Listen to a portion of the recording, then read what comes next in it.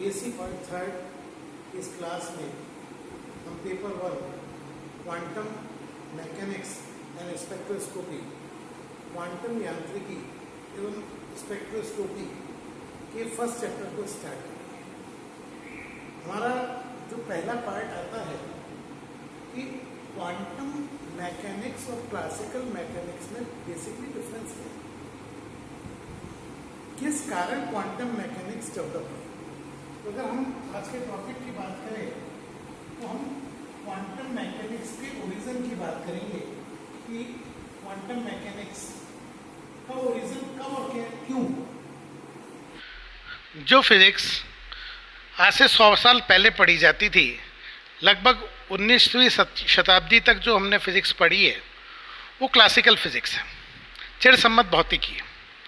जैसे मैकेनिक्स, यांत्रिकी, जहाँ हम कण की गतियों की बात करते हैं, एक कार चल रही है, एक कण सरल आवर्त गति कर रहा है, द्रव्यपिंड गति की गुरुत्वाकर्षण, ये तरल के गुण, ये सब हम भौतिकी की जिस ब्रांच में बात करते थे वो क्लासिकल मैकेनिक्स या यांत्रिकी है। यहाँ पर जितने मूलभूत नियम हैं वे सब, अगर सेशन वाइज बात करें तो सन 1901 के पहले के हैं। ये चिरसम्मत भौतिकी है। चिरसम्मत भौतिकी में मूलतः 3 ब्रांचेज आती है, क्लासिकल मैकेनिक्स, चिरसम्मत यांत्रिकी जिसमें हम कण की गति की बात करते हैं, थर्मोडायनेमिक्स, उष्मा गतिकी, जहाँ ताप, दाब, आयतन पे आधारित गैसों की गति, गैसों से संबंधित जो भी उसकी घटनाएं हैं उनकी बात करते हैं। तीसरा आता है इलेक्ट्रोमैग्नेटिज्म, विद्युत चुंबकत्व, मीन्स जहाँ पर इलेक्ट्रिकल चार्ज के मूवमेंट, उसके कारण जो इलेक्ट्रिक फील्ड है, मैग्नेटिक फील्ड है, रेडिएशन है, इनके बारे में हम डिस्कस करते हैं। सामान्यतः फर्स्ट ईयर के अंदर और सेकेंड ईयर के अंदर हमने इनके डिटेल्स को डिस्कशन किया था। लेकिन 20वीं शताब्दी के शुरुआत में, मीन्स 1901-2 के आसपास कुछ ऐसे एक्सपेरिमेंट्स आए जिनके रिजल्ट्स उनकी क्लासिकल थ्योरी से मैच नहीं करते। उस समय महसूस हुआ कि कहीं ना कहीं क्लासिकल फिजिक्स अधूरी है। तब एक फिजिक्स की नई ब्रांच बनी, दैट इज क्वांटम मैकेनिक्स। आज की डेट में जो nuclear physics, solid state physics या मॉडर्न फिजिक्स का पार्ट है, वो सारा हम क्वांटम फिजिक्स से ही डेवलप करते हैं, वर्कआउट करते हैं। इस तरह से क्वांटम फिजिक्स के अगर इतिहास की बात करें तो लगभग 100-125 साल पुराना इसका इतिहास है। अब क्वांटम फिजिक्स की ज़रूरत क्यों पड़ी, तो हमारे पास कुछ ऐसी घटनाएं हैं जो हम क्लासिकल मैकेनिक्स से प्रूव नहीं कर पाए और जिसके कारण हमें क्वांटम फिजिक्स की बात करनी पड़ी। उन घटनाओं में सबसे पहला आता है ब्लैक बॉडी रेडिएशन, अर्थात कृष्णिका विकिरण। दूसरा महत्वपूर्ण ऐसी घटना जो हम क्लासिकल मैकेनिक्स से प्रूव नहीं कर पाए, वो थी ठोसों की विशिष्ट ऊष्मा। निम्न ताप पर ठोसों की विशिष्ट ऊष्मा को हम चिरसम्मत से प्रूव नहीं कर पाए। तीसरा था प्रकाश विद्युत प्रभाव और चौथा था कॉम्पटन इफेक्ट या कॉम्पटन प्रभाव। हम यहाँ पर आज की क्लास के अंदर, क्योंकि प्रकाश विद्युत प्रभाव आपका सामान्यतः पढ़ा हुआ होता है, इसलिए यहाँ से स्टार्ट करता हूँ। उसके बाद क्लासिकल और क्वांटम मैकेनिक्स में क्या डिफरेंस है, इसकी बात करते हुए हम कृष्णिका विकिरण में कहाँ पर हमारी क्लासिकल मैकेनिक्स फेल हुई, इसको डिस्कस करेंगे। देखिए, समझने के पॉइंट ऑफ व्यू से प्रकाश विद्युत प्रभाव से हम सबसे आसानी से क्लासिकल और क्वांटम मैकेनिक्स का डिफरेंस क्लास 12th में ही समझते हैं। प्रकाश विद्युत प्रभाव एक ऐसी घटना है जहाँ पर एक धातु की सतह पर उच्च आवृत्ति का जब प्रकाश आपतित करते हैं तो उस सतह से इलेक्ट्रॉन बाहर आते हैं, और ये जब इलेक्ट्रॉन बाहर आते हैं इसको हम प्रकाश विद्युत प्रभाव कहते हैं। यहाँ जो सबसे महत्वपूर्ण बात थी वो ये थी कि प्रकाश विद्युत प्रभाव किसी भी तरह से प्रकाश की तीव्रता पर निर्भर नहीं करता।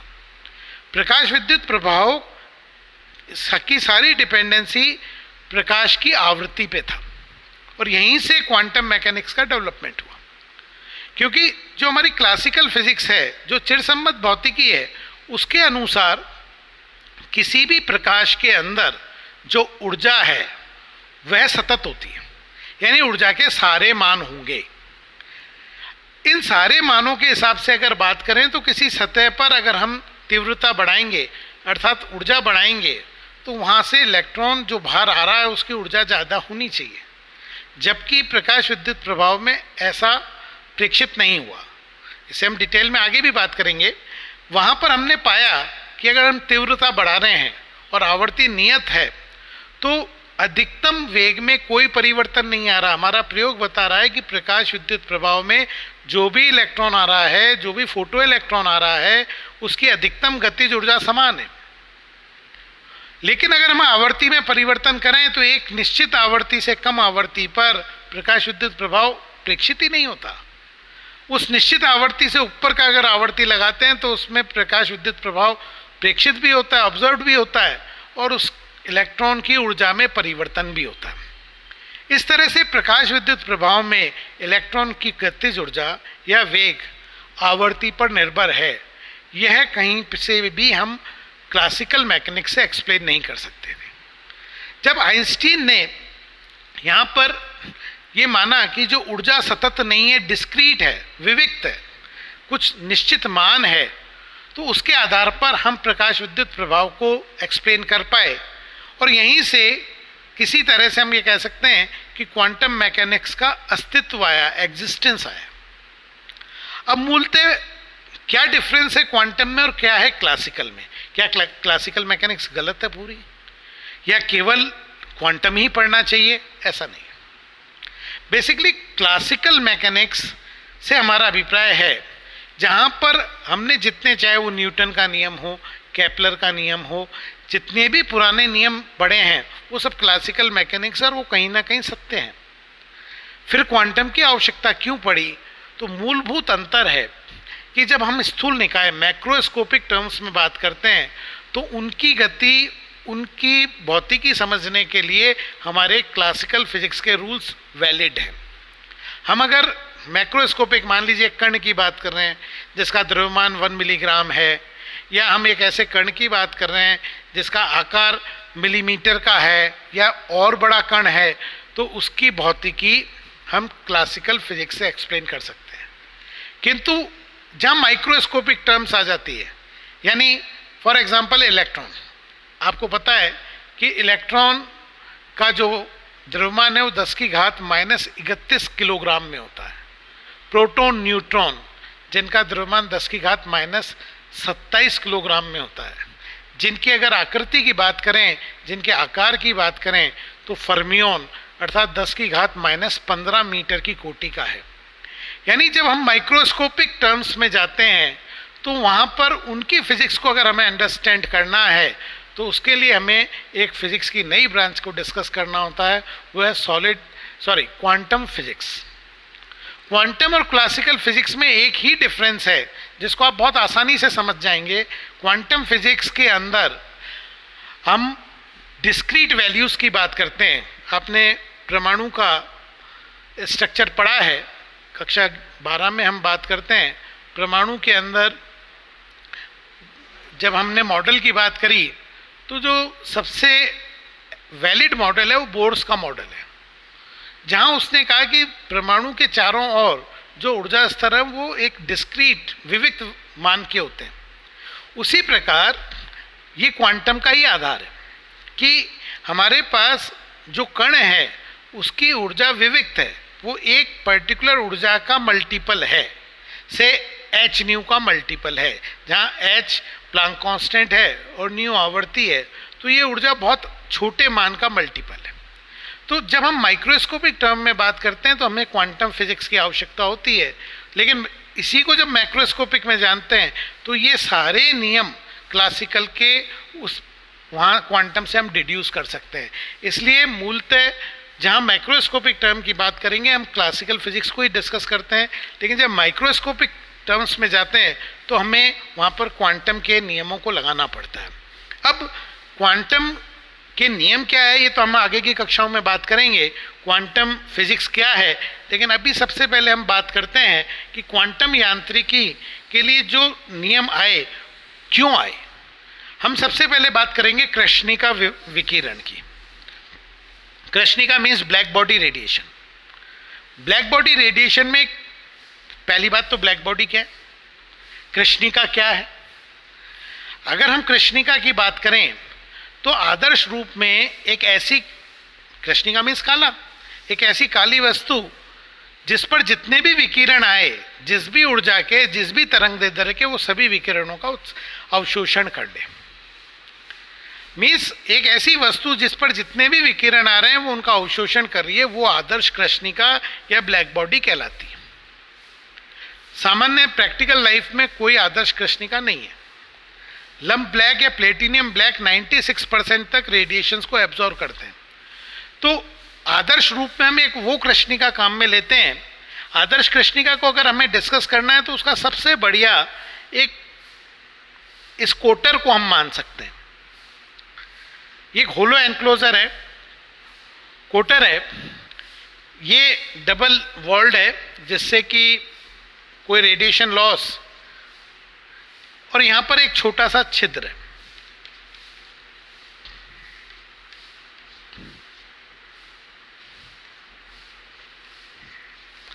अब मान लीजिए यहां से कोई रेडिएशन इस पे आता है,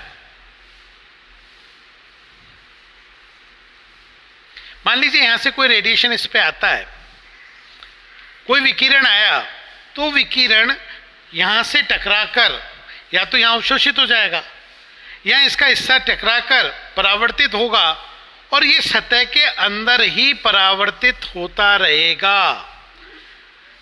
चूंकि ये लगातार क्रमागत परावर्तन होगा, अवशोषण होगा, तो अंततः यह विकिरण इसके बाहर नहीं निकल पाएगा, पूर्णतः इसमें अवशोषण हो जाएगा। इसलिए एक होल, यह कैविटी अपने आप में एक आदर्श कृष्णिका का कार्य करती है। तो हम बात करते हैं कि कृष्णिका का ऐसा क्या चीज है कि कृष्णिका विकिरण क्या है। कृष्णिका विकिरण के लिए हम ये कहते हैं कि अगर मान लीजिए कोई एक कृष्णिका है, उस पर किसी भी आवर्ती, किसी भी तरंग दैर्ध्य के, किसी भी ऊर्जा के विकिरण आएंगे, वो सभी को अवशोषण कर लेगी और किरचॉफ के नियम के अनुसार उच्च ताप पे वह सभी विकिरणों का उत्सर्जन भी करेगी, क्योंकि एक अच्छा अवशोषक एक अच्छा उत्सर्जक होता है। तो ये तो सामान्य बात हो गई। लेकिन अगर हम इस विकिरण स्पेक्ट्रम की बात करें, स्पेक्ट्रम से हमारा अभिप्राय है कि विभिन्न तरंग दैर्ध्य पर ये जो विकिरण आ रहे हैं, इनका की क्या ऊर्जा होगी, क्या इंटेंसिटी होगी। क्योंकि हम ये तो कह रहे हैं कि एक कृष्णिका है, वो सभी तरह के, जीरो से लेके अनंत तक सभी तरह के विकिरण का अवशोषण भी करती है और उत्सर्जन भी करती है। बट प्रैक्टिकली किस तरंग दैर्ध्य का विकिरण की क्या ऊर्जा होगी, इसको जब हम ग्राफिकल देखें तो हमारे पास एक्सपेरिमेंटल जो ग्राफ आए, मैं यहाँ पर वो ग्राफ बना रहा हूँ।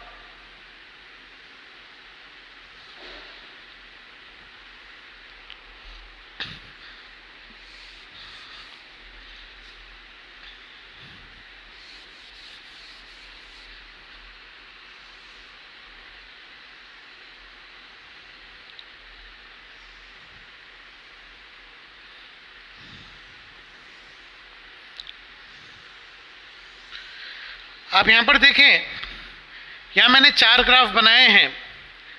यहाँ पर लैम्डा है और ये उस लैम्डा के संगत जो विकिरण आ रहे हैं उनकी ऊर्जा है, क्षमता है। अगर मैं ताप की बात करूं,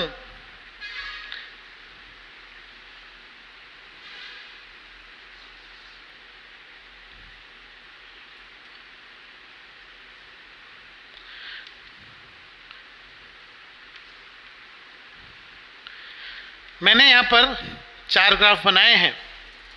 एक 4000 K पर अगर हम उस विकिरण के ग्राफ को देखें तो हम यहाँ पर पाते हैं कि ग्राफ के अनुसार बहुत अल्प तरंग दैर्ध्य नहीं है, बहुत उच्च तरंग दैर्ध्य भी नहीं है। यहाँ जैसे तरंग दैर्ध्य का मान बढ़ रहा है, संगत ऊर्जा बढ़ रही है, यानी रेडिएशंस ज़्यादा हैं, फिर धीरे धीरे घट रही है, एक पर्टिकुलर मान पर यह अधिकतम भी है। अगर मैं इसका ताप बढ़ाता हूँ तो आप देखें संगत ऊर्जा का मान बढ़ रहा है, यानी ग्राफ का लैम्डा के अंदर जो ग्राफ मान बढ़ रहा है, एरिया बढ़ रहा है।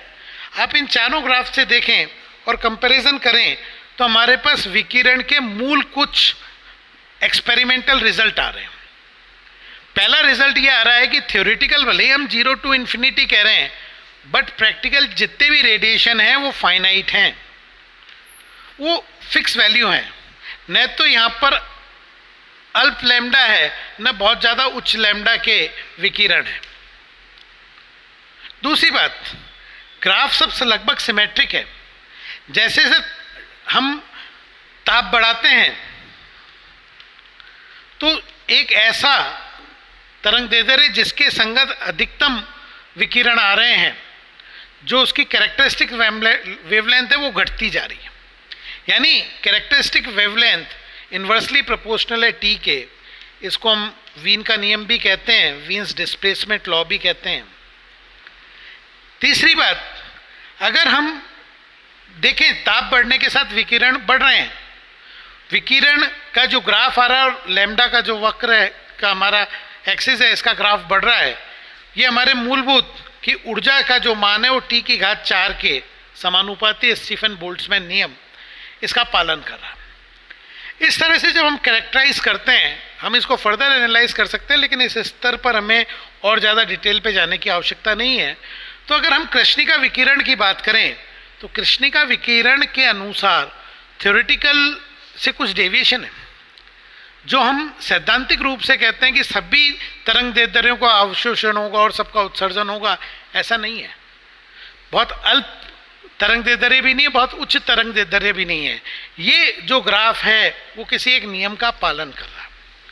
कहीं ना कहीं आप देखिए तरंग दैर्ध्य बढ़ने के साथ संगत ऊर्जा बढ़ रही है, अधिकतम पे जा रही है, फिर घट भी रही है। अगर ताप बढ़ा देते हैं तो ग्राफ का एरिया तो बढ़ रहा है, मान बढ़ रहा है, लेकिन साथ में लैम्डा एम शिफ्ट हो रहा है। तो ये जो मूलभूत नियम है, इसके संगत जो क्लासिकल थ्योरी है उस पे हमारे पास दो ऐसे लॉ आए जिनको हम कहते हैं वीन्स रेडिएशन लॉ और रेले रेडिएशन लॉ, जो क्लासिकल थ्योरी पे बेस्ड थे। हमारा पर्पस ये है कि कोई ना कोई थ्योरी इन ग्राफ को एक्सप्लेन कर पाए, हमारा जो भी एक स्टैंडर्ड ग्राफ है उसको एक्सप्लेन कर पाए। तो हम यहाँ पर इस पहले पार्ट में, ये पहला हमारा हिस्सा था कि कृष्णिका विकिरण क्या है। कृष्णिका विकिरण की बात करें तो इसके मूलभूत नियम में ये है कि न तो बहुत अल्प तरंग दैर्ध्य के संगत विकिरण है, न ही बहुत उच्च तरंग दैर्ध्य के संगत विकिरण है। दूसरी बात, ताप बढ़ाने के साथ लैम्डा के साथ इसका परिवर्तन का ग्राफ इस तरह से है कि लैम्डा बढ़ता है तो उसके संगत ऊर्जा बढ़ती है, अधिकतम आती है, फिर घटती है। जहाँ पर अधिकतम होता है वो कैरेक्टरिस्टिक लैम्डा है जो ताप के व्युत्क्रमानुपाती है। ताप बढ़ने से संगत ऊर्जाएं सबकी बढ़ रही है, अर्थात ज़्यादा ऊर्जा का उत्सर्जन हो रहा है। तो ये बेसिक हमारे रिजल्ट्स हैं। इन रिजल्ट को जो सेटिस्फाई करना है, अब हम उन नियमों की बात करते हैं। क्योंकि वो नियम इनको सेटिस्फाई नहीं कर पाए क्लासिकल थ्योरी पे बेस्ड, इसी के आधार पर हम हमारे नेक्स्ट क्लास में जब बात करेंगे कि प्लांक ने इसको कैसे सेटिस्फाई किया। तो ना हमारा दो नियम हम आज पढ़ेंगे।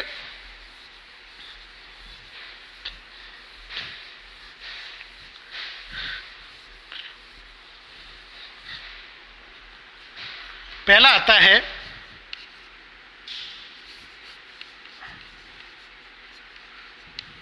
वीन का विकिरण नियम।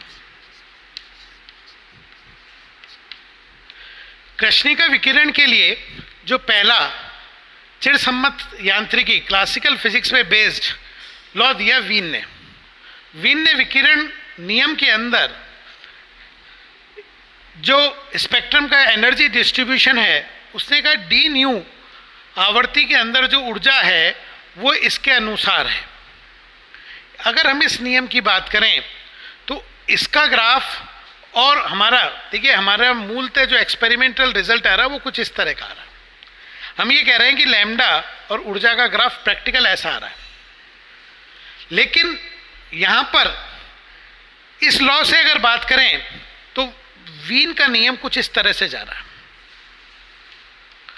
वीन का नियम ये कहता है कि जैसे जैसे न्यू का मान बढ़ेगा, लैम्डा का मान बढ़ेगा, वैसे वैसे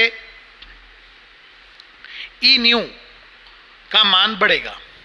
तो अगर हम यहाँ से देखें तो निम्न तरंग दैर्ध्य के लिए ये वैलिड है, लेकिन जहाँ उच्च तरंग दैर्ध्य आता है वहाँ ये वैलिड नहीं रहता है, क्योंकि अनंत की तरफ जा रहा है, जबकि हमने एक्सपेरिमेंटल देखा है कि हमारे पास अनंत ऊर्जा प्राप्त नहीं होती है। तो हम इस तरह से ये कह सकते हैं कि जो वीन का विकिरण नियम है वो निम्न तरंग दैर्ध्य अर्थात उच्च आवर्ती परासर में तो सत्य है, किंतु ये पूरी तरह से इस प्रायोगिक वक्र को सेटिस्फाई नहीं करता। इसके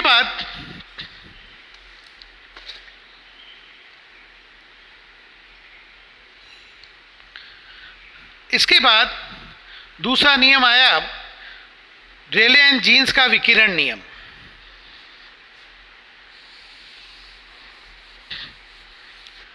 हमारे पास कृष्णिका विकिरण के लिए दूसरा चिरसम्मत भौतिकी पर आधारित नियम था रेले जीन्स का विकिरण नियम।